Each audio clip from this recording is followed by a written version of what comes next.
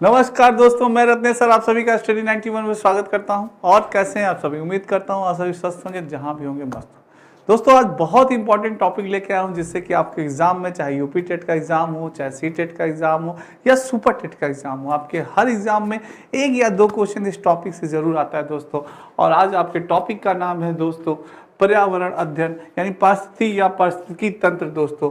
तो इसके बारे में, पारिस्थितिकी तंत्र के बारे में दोस्तों, यानी इकोसिस्टम के बारे में आज हम पढ़ेंगे कि आखिर व्हाट इज द इकोसिस्टम, क्या होता है पारिस्थितिकी तंत्र दोस्तों।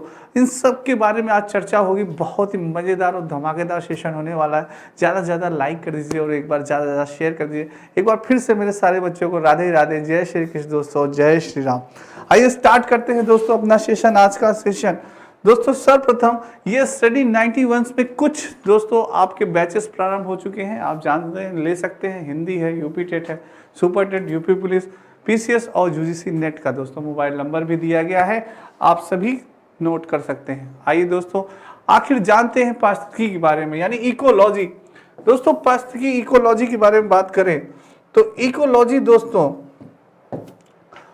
ओकोलॉजी का शब्द से बना है। किससे बना है? ओकोलॉजी शब्द से बना है। आप कहेंगे सर कैसे, तो आइए जानते हैं दोस्तों। ओकोलॉजी का सर्वप्रथम उपयोग अर्नेस्ट हैकल ने 1869 ईस्वी में किया था दोस्तों। कब किया था? 1869 ईस्वी में अर्नेस्ट हैकल ने किया था, और जो कि ग्रीक भाषा के दो शब्दों से मिलकर बना था। किसकी भाषा से दोस्तों? ग्रीक भाषा से। हमेशा पूछा जाता है, पॉइंट नोटेड माय स्टूडेंट, कि किस भाषा से लिया गया था, तो ग्रीक भाषा से लिया गया था। और दो शब्दों से बना था। ऑकियस का अर्थ होता है रहने का स्थान, तथा लोगस का होता है अध्ययन, यानी रहने के स्थान का अध्ययन जहां हम करते हैं दोस्तों, उसे क्या कहते हैं? इकोलॉजी, यानी पारिस्थितिकी कहते हैं दोस्तों। बाद में इसे क्या कहा गया? इकोलॉजी, यानी कि पारिस्थितिकी कहा गया दोस्तों। यानी ओकोलॉजी से आपका बन गया क्या? इकोलॉजी दोस्तों। तो दोस्तों ये बात थी इकोलॉजी की, यानी कि इकोलॉजी यानी पारिस्थितिकी, जिसका अर्थ होता है रहने के स्थान का अध्ययन करना।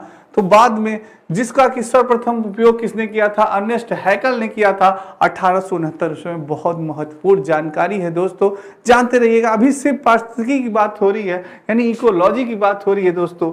अब बात करेंगे इकोलॉजी सिस्टम की दोस्तों। किसकी? इकोलॉजी सिस्टम, यानी कि परिस्थिति तंत्र की बात होगी दोस्तों। इकोसिस्टम की बात होगी। किसकी बात होगी? इकोसिस्टम की अब बात करेंगे दोस्तों। किसकी? इकोसिस्टम की बात करेंगे। तो इकोसिस्टम अंग्रेजी के दो शब्दों इको तथा सिस्टम से मिलकर बना है, जिसका अर्थ होता है, इको का शब्द अर्थ होता है दोस्तों क्या? पर्यावरण, तथा सिस्टम शब्द का होता है पारस्परिक प्रतिक्रिया करने वाले तत्वों का सूचक। तो दोस्तों यानी कि पर्यावरण के पारस्परिक तत्वों के प्रतिक्रिया करने वाले तत्वों के सूचक का जो हम अध्ययन करते हैं, उसे क्या कहा जाता है? उसे पारिस्थितिकी तंत्र कहा जाता है। सर हमारे समझ में नहीं आया, थोड़ा सा पेशेंस बनाए रखिए, थोड़ा सा धैर्य बनाए रखिए। बहुत ही सरल भाषा में आपको सारी चीजों को समझाएंगे, फिर आप कहेंगे सर वाह क्या पढ़ाया सर आपने, कि कभी नहीं भूल पाएंगे आप। तो पारिस्थितिकी तंत्र के बारे में इकोसिस्टम शब्द का सर्वप्रथम प्रयोग किया था एजी टॉन्सले ने। किसने किया था? कभी कभी आप लोग कंफ्यूज होते हैं। अगर पारिस्थितिकी तंत्र की बात की जाए, यानी इकोसिस्टम की बात की जाए दोस्तों, तब बात आएगी किसकी? एजी टॉन्सले ने। किसने की थी? एजी टॉन्सले ने सन 1935 में की थी, 1935 ईस्वी में की थी। किसने? एजी टॉन्सले ने की थी दोस्तों। और अगर बात की जाए परिस्थितिकी की, यानी इकोलॉजी की, तब बात आएगी किसकी? अर्नेस्ट हैकल की दोस्तों, जिन्होंने 1869 ईस्वी में इसकी, यानी सर्वप्रथम इस शब्द का प्रयोग किया था दोस्तों।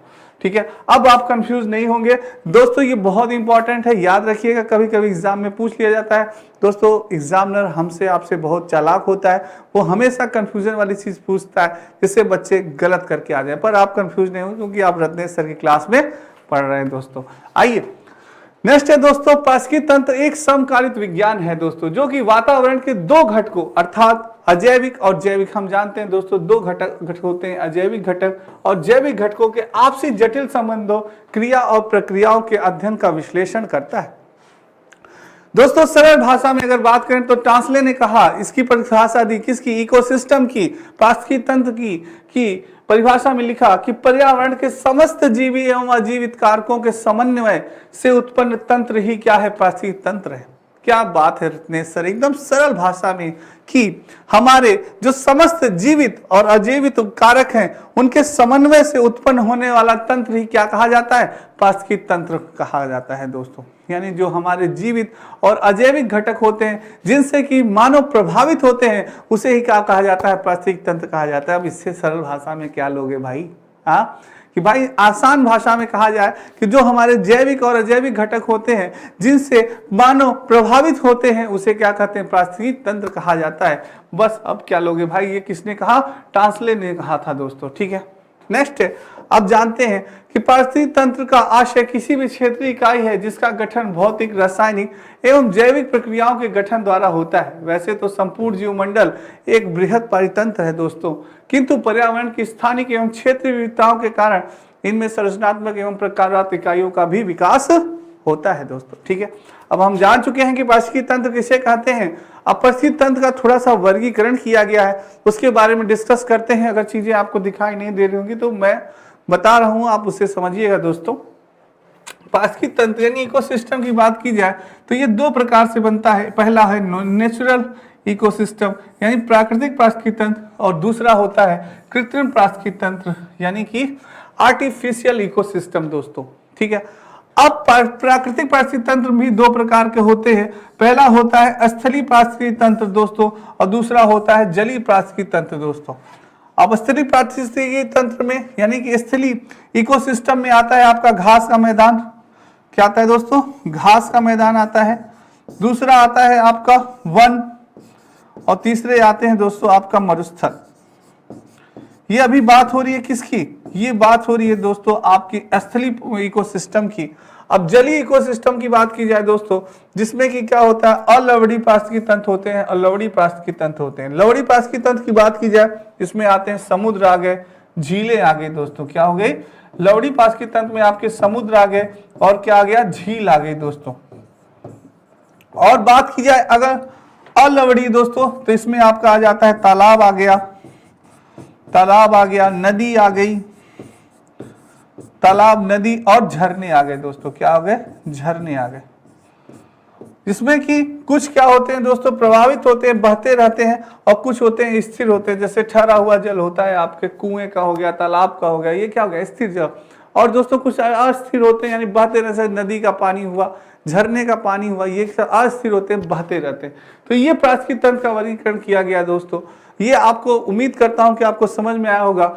अब कृत्रिम पारिस्थितिकी तंत्र की बात की जाए यानी आर्टिफिशियल इकोलॉजी सिस्टम की, तो जैसे कृत्रिम पारिस्थितिकी तंत्र का एक उदाहरण होता है एक्वेरियम दोस्तों, जो मछली घर हम लोग बनाते हैं, हरित घर हाउस, ग्रीन हाउस जो बनाते हैं, ये क्या होता है, ये आर्टिफिशियल होता है दोस्तों, मानव द्वारा निश्चित शस्य भूमि, कृषि, खेती, उद्यान आदि, ये सब क्या है दोस्तों, ये हमारे होते हैं कृत्रिम पारिस्थितिकी तंत्र होते हैं, ठीक है। अब क्लियर हो गया होगा कि कृत्रिम क्या होते हैं, प्राकृतिक क्या होते हैं दोस्तों।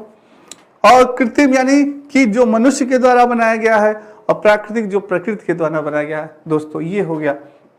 अब बात करते हैं, ये आपकी स्टडी 91 में कुछ पुस्तकें दी गई हैं दोस्तों, जिनके बारे में आप ले सकते हैं अपनी हिंदी वीडियो, पेट कॉम्बो, पेट बुक, आरो फ्री डिलीवरी है दोस्तों, कोई भी चार्ज नहीं लेना है। नंबर भी दिया गया है, आप सभी कोई दिक्कत है तो नंबर कॉल कर सकते हैं।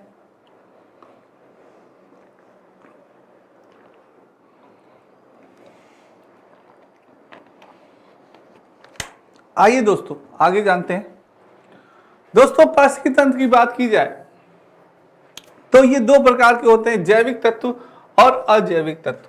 कौन होते हैं, जैविक तत्व और अजैविक तत्व। जैविक तत्व के अंतर्गत आते हैं आपके उत्पादक, उपभोक्ता और अपघटक दोस्तों। और अजैविक तत्व में आते हैं आपके कार्बनिक घटक, अकार्बनिक घटक, भौतिक घटक दोस्तों। उत्पादक की बात की जाए तो उसमें आते हैं पेड़ पौधे, क्या आते हैं दोस्तों, पेड़ पौधे। उत्पादक यानी कि स्वयं दोस्तों भोजन बनाते हैं, अपना स्वपोषी भी कहा जाता है इन्हें, जो कि स्वयं भोजन बनाते हैं उसे क्या कहा जाता है, उत्पादक। अभी दोस्तों ये ऐसे समझ लीजिए, अभी 1 बाय 1 सारी चीजों को क्लियर डिफाइन किया जाएगा, एकदम पोस्टमार्टम कर दिया जाएगा दोस्तों, ठीक है। अभी समझिएगा उपभोक्ता। उपभोक्ता में दोस्तों उपभोक्ता भी 4 प्रकार के होते हैं, प्राथमिक उपभोक्ता, द्वितीयक उपभोक्ता, तृतीयक उपभोक्ता और उच्च मांसाहारी उपभोक्ता दोस्तों। और अब घटक दोस्तों जो कि क्या करे, जमीन में नष्ट कर दे, क्या कहा जाता है, जो कि जमीन में मिला दे, क्या कर दे, जमीन में मिला दे, वो क्या होता है, अब घटक होता है दोस्तों आपका। अब बात करें अजैविक घटक की, मृदा एवं जलवायु होती हैं, जैसे कार्बनिक घटक जल, लवण, गैसें आदि, प्रोटीन, कार्बोहाइड्रेट, अकार्बनिक घटक लिमिटेड ये। अब भौतिक घटक की बात की जाए दोस्तों तो ऊर्जा, वायु, प्रकाश आदि। अब सर ये तो आपने समझा दिया, एक छोटा सा आपके सामने एक मैंने कहते नहीं है एक सीन दोस्तों मैंने दिखा दी, पिक्चर की ट्रेलर। क्या है ये, पिक्चर का ट्रेलर है दोस्तों, अभी तो पिक्चर सारी बाकी। तो ये आपको मैंने एक ट्रेलर दिखाया। आइए अब वन बाय वन इसका पोस्टमार्टम करते हैं और पिक्चर स्टार्ट करते हैं। सबसे प्रथम बात करते हैं जैविक घटक यानी बायोटिक कंपोनेंट्स दोस्तों। किसकी, बायोटिक कंपोनेंट्स की अगर बात की जाए दोस्तों तो जैविक घटकों को 3 भागों में विभक्त किया गया है। कितने भागों में, 3 भागों में विभक्त किया गया है। यह जैविक घटक प्रकृति के 3 क्रियात्मक क्षेत्र का निर्माण करते हैं, क्योंकि यह पोषण के प्रकार और ऊर्जा के उपयोग पर क्या होते हैं दोस्तों, आधारित होते हैं। और यह निम्न प्रकार के होते हैं। ये 3 घटक कौन कौन से होते हैं। पहला दोस्तों उत्पादक यानी कि प्रोड्यूसर। आइए, उत्पादक का कार्य होता है, उत्पादक किसे कहते हैं इसके बारे में जानते हैं दोस्तों। उत्पादक यानी हरे वृक्ष और पौधों की पत्तियां, लताएं, घास आदि मूल उत्पादक होती हैं। क्या दोस्तों, कौन से होते हैं, वृक्ष होते हैं, पौधे होते हैं, पत्तियां होती हैं और घासें होती हैं, ये क्या होते हैं, मुख्य उत्पादक होती हैं। पौधे प्रकाश संश्लेषण दोस्तों, प्रकाश संश्लेषण के द्वारा हरी पत्तियों के माध्यम से, किसके माध्यम से, हरी पत्तियों के माध्यम से कार्बन डाइऑक्साइड ग्रहण कर ऑक्सीजन निकालते हैं। कार्बन डाइऑक्साइड ग्रहण करके क्या निकालते हैं दोस्तों, ऑक्सीजन निकालते हैं, जिसके प्रयोग से जैव जगत विद्यमान है। पशु हरी पत्तियों का सेवन कर अपने शरीर का निर्माण और वृद्धि करते हैं दोस्तों। शाकाहारी जीवों को मांसाहारी पशु खाते हैं। शाकाहारी जीवों को कौन खाते हैं, मांसाहारी पशु खाते हैं। अतः जंतु गौड़ उत्पादक कहलाते हैं। जो जंतु गौड़ होते हैं वो क्या करते हैं, उत्पादक कहलाते हैं दोस्तों। यानी उत्पादक दोस्तों, प्रोड्यूसर जो होता है वो अपना भोजन स्वयं बनाता है। उत्पादक होता है वो अपना भोजन स्वयं बनाता है। आपने देखा पौधे प्रकाश संश्लेषण के माध्यम से, किसके माध्यम से दोस्तों, प्रकाश संश्लेषण के माध्यम से पौधे अपना भोजन बनाते हैं। किसके माध्यम से, प्रकाश संश्लेषण के माध्यम से। जो उत्पादक होते हैं दोस्तों, ये पौधे जो उत्पादक होते हैं दोस्तों, ये स्वयं अपना भोजन बनाते हैं। सर्वप्रथम इनकी तो दोस्तों जो उत्पादक होता है आपका ये वृक्ष, जैसे स्वयं भोजन बनाते हैं। ये जानते हैं कैसे, प्रकाश संश्लेषण की प्रक्रिया आखिर होती कैसे है, इसके बारे में जानते हैं दोस्तों।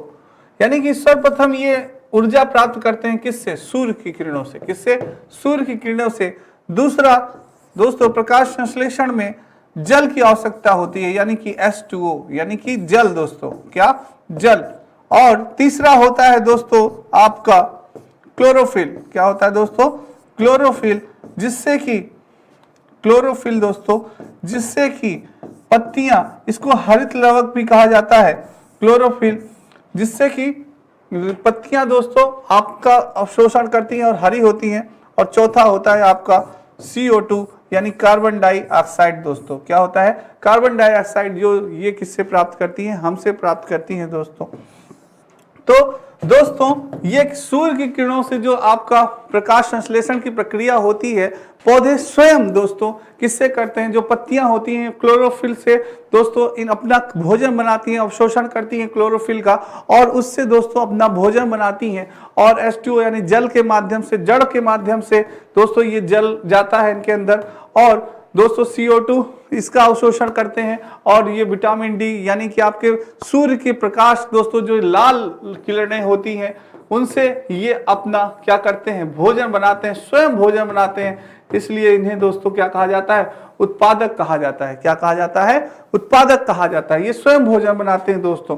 और उसके बाद दोस्तों नेक्स्ट बात की जाए तो मनुष्य पौधों के सभी भागों, जैसे पालक, मेथी, सरसों इत्यादि को खाता है। इन्हें शाकाहारी कहते हैं। इन्हें क्या कहा जाता है, शाकाहारी कहते हैं। ये सभी जंतु प्रारंभिक उपभोक्ता कहलाते हैं। ये क्या कहलाते हैं दोस्तों, जो कि उपभोक्ता उत्पादक को खाते हैं क्या कहलाते हैं? प्रारंभिक उपभोक्ता कहलाते हैं। और कुछ जीव जैसे मेढक, शेर, चीता मांसाहारी होते हैं, ये शाकाहारी जीव जंतुओं को खाते हैं, इन्हें गौण उपभोक्ता कहते हैं। क्या कहते हैं इन्हें दोस्तों? गौण उपभोक्ता कहते हैं। और तीसरी श्रेणी के उपभोक्ता में वे जीव जंतु आते हैं दूसरी मांसाहारी जीवों को खाते हैं, जैसे सांप, छिपकली, कीड़े मकोड़े, ये दोस्तों क्या होते हैं? दूसरी यानी उसमें आते हैं, उपभोक्ता में आते हैं। तीसरी श्रेणी के उपभोक्ता में आते हैं जो कि क्या होते हैं? मांसाहारी होते हैं। केवल क्या होते हैं? मांसाहारी होते हैं, जो सांप, छिपकली, कीड़े मकोड़ों को खा जाते हैं। और चतुर्थ श्रेणी के उपभोक्ता में दोस्तों चील इत्यादि आते हैं जो कि इन्हें खाते हैं। ठीक है, ये आपके वीडियो ग्राम विकास अधिकारी का नया बैच प्रारंभ दोस्तों, महाबजट ऑफर मात्र 1299 रुपए में।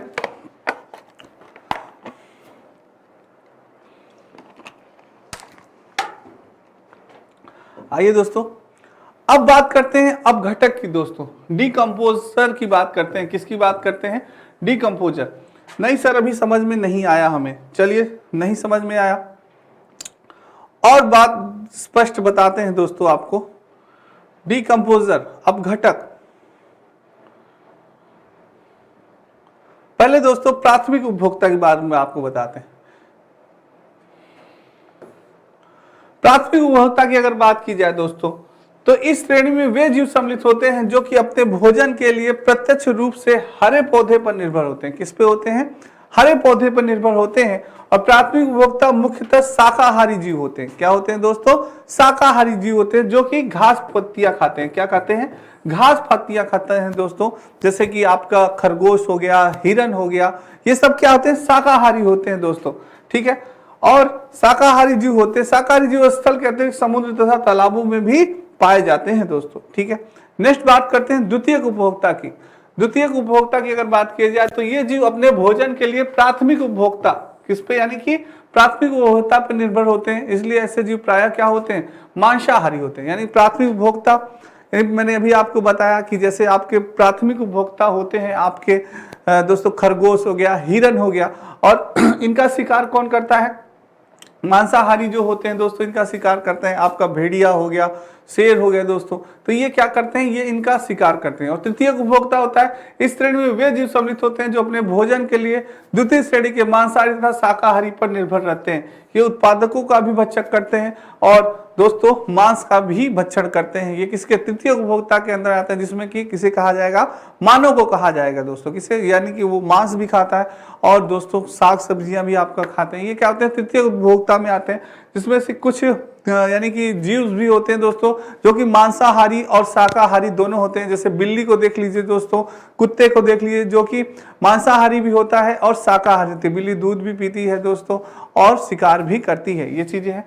नेक्स्ट है दोस्तों, ये आपके हिंदी न्यूज़ का नया बैच प्रारंभ मात्र 999 रुपए में दोस्तों। ठीक है, अब बात की जाती है दोस्तों सूक्ष्म जीव या लघु उपभोक्ता की बात की जाए तो इस श्रेणी में जीवाणु, कवक तथा मृत्यु जीव सम्मिलित होते हैं जो कार्बनिक पदार्थों को अनेक अवयवों में विघटित कर देते हैं, इसे भोजन को अवशोषित कर लेते हैं तथा इस प्रकार के जीव उत्पादक और उपभोक्ता के मृत शरीर पर क्रिया करते हैं। दोस्तों जो सूक्ष्म जीव या उपभोक्ता होते हैं दोस्तों, ये क्या करते हैं दोस्तों? मिट्टी में मिला देते हैं, यानी मृत शरीर में दोस्तों, मृत शरीर पे ये खाते हैं और उन्हें क्या करते हैं? मिट्टी में सम्मिलित कर देते हैं, मिट्टी में मिला देते हैं। फिर से दोस्तों आपका सर्किल स्टार्ट हो जाता है। इसको दोस्तों चित्र के माध्यम से मैंने बहुत ही अच्छे ढंग से समझाया है। जैसे सर्वप्रथम प्राथमिक उत्पादक क्या होता है दोस्तों? जो कि स्वयं अपने भोजन बनाता है। आपके वनस्पतियां होती हैं, पौधे होते हैं, घास होती हैं, ये क्या है? प्राथमिक उत्पादक। जिसकी की जो उपभोक्ता करता है दोस्तों कौन होता है? प्राथमिक उपभोक्ता होता है या प्रथम उपभोक्ता होता है, जो कि जैसे टिड्डा हो गया दोस्तों, क्या हो गया? टिड्डा हो गया प्रथम उपभोक्ता या प्राथमिक उपभोक्ता। खरगोश हो गया और इसका वो दोस्तों भक्षक करती है द्वितीय उपभोक्ता, जैसे क्या आपकी पक्षी हो गई, चिड़िया हो गई दोस्तों। और तृतीय उपभोक्ता हो गए, चिड़िया का दोस्तों शिकार आपका कौन करता है? नेवला करता है। क्या करता है? नेवला करता है दोस्तों। चील खाते हैं और चीजें करते हैं। और आपका चतुर्थ उपभोक्ता का उच्च उपभोक्ता की श्रेणी में आ जाता है आपका दोस्तों कौन? शेर, जो कि इनका शिकार करता है, इन्हें खाते हैं। भेड़िया हो गए, ये हो गए दोस्तों, इन सब का शिकार कौन करता है? शेर करता है दोस्तों। तो ये उच्च उपभोक्ता में हो गए, श्रेणी में हो गए।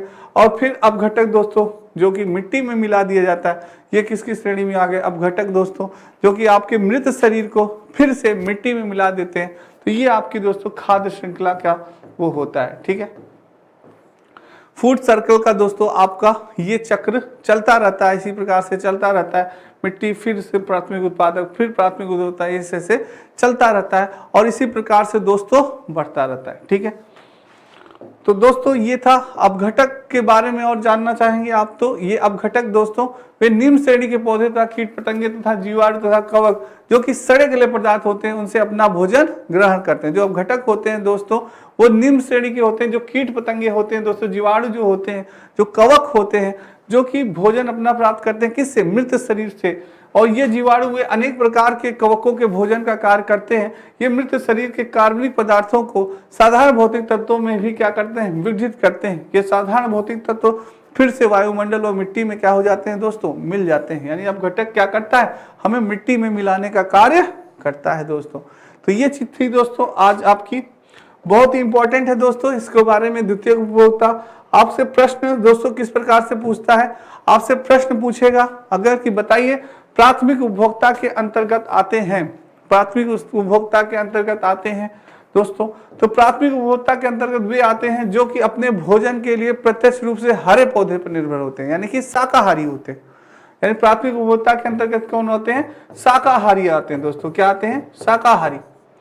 शाकाहारी में आपके कौन हो गए दोस्तों, आपकी हो गई बकरी हो गई, बकरी हो गई, खरगोश हो गया, खरगोश हो गया, हिरन हो गया।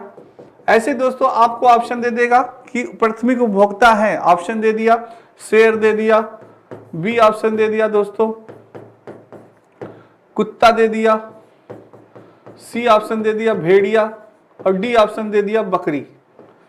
तो प्राथमिक उपभोक्ता आपका क्या हो गया, बकरी हो गई दोस्तों, जो कि केवल क्या खाती है, घास खाती है, उत्पादक खाती है।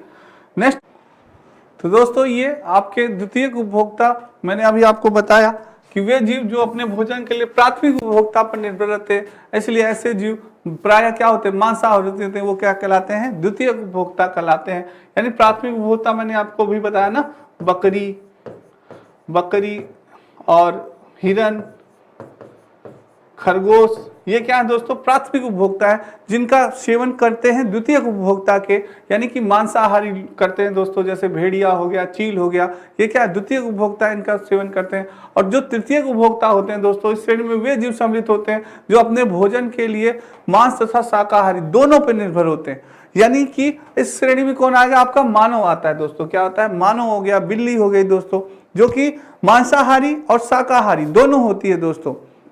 तो उसी प्रकार से आपका मानव होता है जो कि तृतीय उपभोक्ता के अंतर्गत आता है, जो कि मांसाहारी और शाकाहारी दोनों होता है। अगर प्रथम उपभोक्ता की बात की जाए, प्राथमिक उपभोक्ता की बात की जाए, तो दोस्तों जो उत्पादक को ग्रहण करता है, उत्पादक यानी कि जो कि स्वयं भोजन बनाते हैं, यानी कि हमारे पादप वनस्पतियां, घास, तो ये क्या है, उत्पादक हैं जो कि स्वयं भोजन बनाते हैं, उनका ग्रहण जो करते हैं वो क्या करते हैं, प्राथमिक उपभोक्ता वाले होते हैं। तो प्राथमिक उपभोक्ता के अंतर्गत कौन आ गया, आपका बकरी आ गया, यानी कि खरगोश आ गया, हिरन हो गया।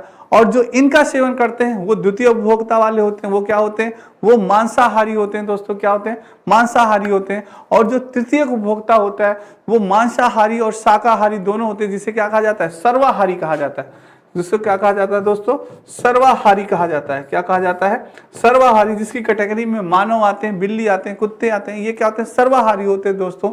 यानी ये अन्न भी खाते हैं और मांस भी खाते हैं, दोनों चीजें दोस्तों। तो ये तृतीय उपभोक्ता है। तो दोस्तों प्रथम प्राथमिक उपभोक्ता, द्वितीय उपभोक्ता, तृतीय उपभोक्ता और उत्पादक, ये दोस्तों आपको कंफर्म हो गया होगा, क्लियर हो गया होगा, अब कोई भी कंफ्यूजन नहीं होगी दोस्तों। और मैंने क्लियर आपको कर दिया, आपको ये इसके माध्यम से दोस्तों, चित्र के माध्यम से, कि आपको अब इसके में कंफ्यूजन नहीं होनी चाहिए कि प्राथमिक उत्पादक कौन होते हैं, जो कि स्वयं अपना भोजन बनाते हैं, यानी कि घास, वृक्ष, पौधे, वनस्पतियां, इनका प्राथमिक उपभोक्ता होता है जो इनका सेवन करता है। जैसे कि तिलचट्टा हो गया दोस्तों, खरगोश हो गया, हिरन हो गया, और हिरन का द्वितीय उपभोक्ता खाते हैं, इनका सेवन करते हैं, जैसे तिलचट्टा का किया, इसका दोस्तों ये किए, नेवला किया।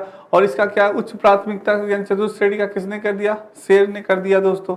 और फिर बाद में ये अपघटक में सम्मिलित हो जाते हैं। ठीक है, तो ये चीजें थी दोस्तों। और आज की क्लास आपको ये दोस्तों स्टडी 91 में नितिन सर के द्वारा लिखी गई प्राचीन इतिहास, मध्यकालीन इतिहास, आधुनिक इतिहास और सामान्य हिंदी की क्लासें हैं, जो कि बहुत इंपॉर्टेंट हैं आपके लिए।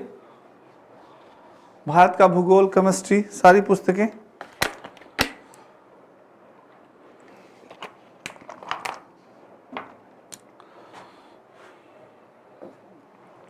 तो दोस्तों आज की क्लास आपको कैसी लगी कमेंट बॉक्स में कमेंट जरूर करिएगा दोस्तों, और एक बार ज्यादा से ज्यादा लाइक और शेयर जरूर कर दीजिएगा दोस्तों। आज हमने पारिस्थितिकी के बारे में पढ़ा, पारिस्थितिकी तंत्र यानी इकोसिस्टम के बारे में पढ़ा, प्राथमिक उपभोक्ता, द्वितीय उपभोक्ता और तृतीय उपभोक्ता के बारे में पढ़ा। इन सारी चीजों को दोस्तों हमने पढ़ा, उत्पादक के बारे में पढ़ा। तो अब कंफ्यूजन आपको नहीं होनी चाहिए दोस्तों, बहुत ही इंपॉर्टेंट टॉपिक था। आज के लिए इतना ही, कल फिर मिलेंगे बहुत इंपॉर्टेंट टॉपिक के साथ। तब तक के लिए राधे राधे, जय श्री कृष्ण दोस्तों और जय हिंद दोस्तों।